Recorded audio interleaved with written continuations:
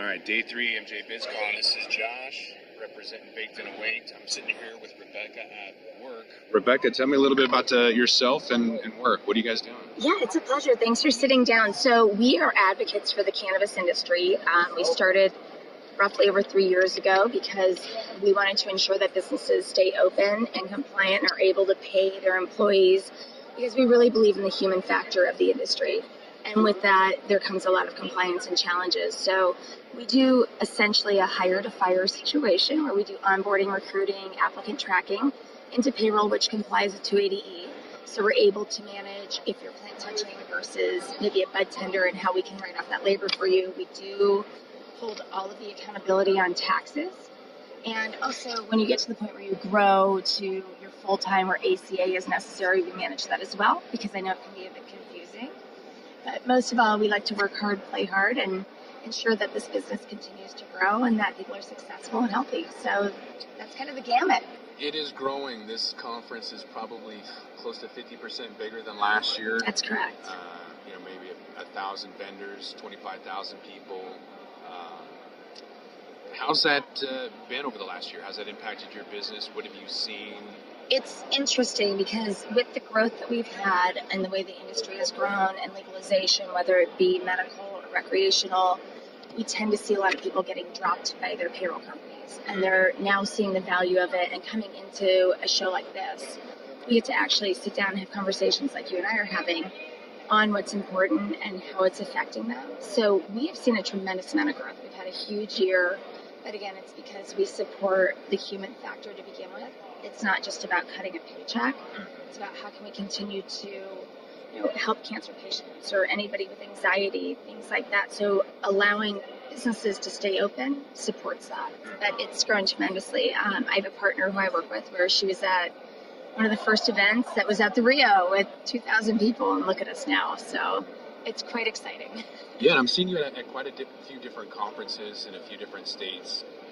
Where are you seeing some of these employees come from, and is the increase coming from corporate America, or is it increasing in size? Tell me a little bit about the demographics and the size of the employment. Absolutely. I think we're seeing more corporate America come into this section because there is an opportunity like we had back in the early 2000s with tech, right?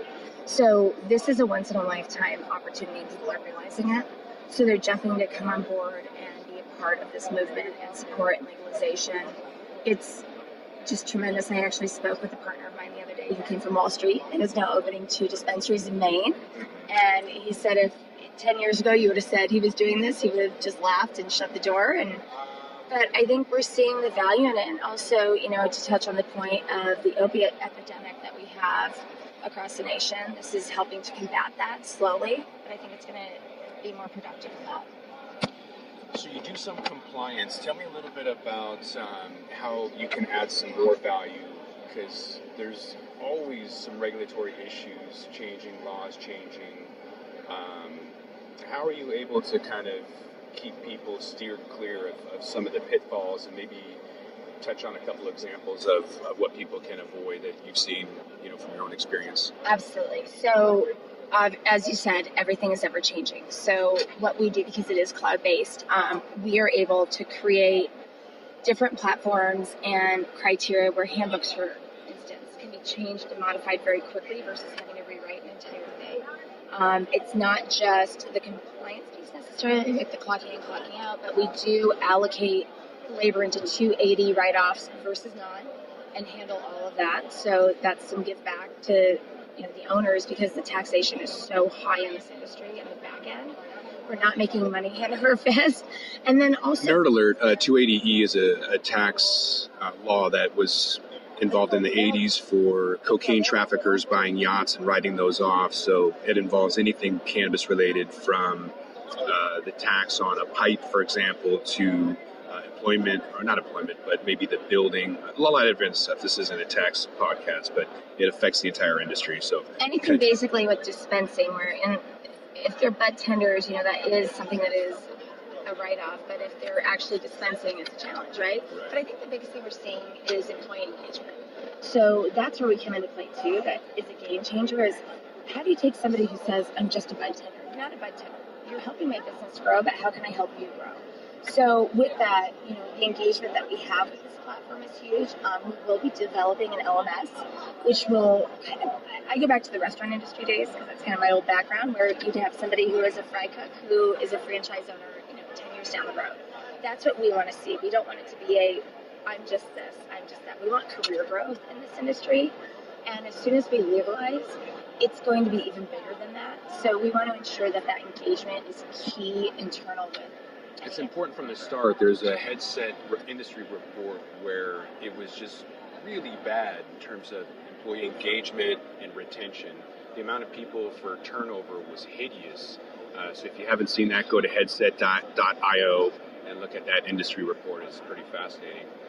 So, Rebecca, tell me, you're looking at your crystal ball and you're looking in the future. What is something new, niche, neat, or exciting in the industry in terms of career growth or business or employment or industry or anything? What do you see? I see the next 2 years are going to be really big years for us. I feel that we will be legalized nationally in the next 2 to 3 years. So now is the time, career-wise, for anybody to get in. This is a once-in-a-lifetime opportunity. This is something that you will never see again in your lifetime. We had the tech movement, way back when, and that's kind of died off. This, for me at least, in my lifetime span, I see this being that opportunity where you can jump in and start and get just running, no matter who you're with. If you're with a dispensary, if you're with somebody like Wurk, where we have career growth, manufacturing, any of the disposables that go along with it, packaging. It's the time, and I think eventually we're going to hit that plateau. But it's the time to get in now. My crystal ball is in the next 2 years, jump if you can, and get out of the suit life. I've done it. It's fun, but this is way more fun, and it's way more engaging, and I love what I do because, again, it's different than that tech industry time. This drives down to the human factor, and we're coming back to where we need to be with everything with technology and disconnecting with phones and social media. This truly affects people in a good way. I love it. A lot of passion. All right, so how can people find Wurk? Well, you can go to www.enjoywurk.com, or you can find me on social media, Rebecca Berry-Wurk, or Enjoy Wurk on Instagram and on Facebook. And we would absolutely love to connect with anybody and even just partners to support the industry as a whole. That's it. This is Josh, day 3. I'm out. Thanks, Josh.